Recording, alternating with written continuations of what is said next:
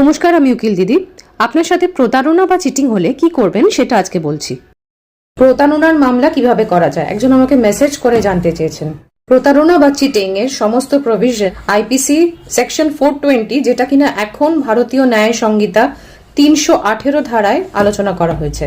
আপনার সাথে প্রতারণা হলে প্রথমেই যে কাজটি করতে হবে সেটি হচ্ছে লিখিতভাবে থানায় একটি এফআইআর করতে হবে। যত তাড়াতাড়ি সম্ভব সেটি করতে হবে, না হলে কেসের বিশ্বাসযোগ্যতা কমে যাবে। লিখিত অভিযোগ করবার সময় বিস্তারিতভাবে, মানে কোথায়, কখন, কিভাবে প্রতারণা হয়েছে সমস্তটি আপনাকে জানাতে হবে।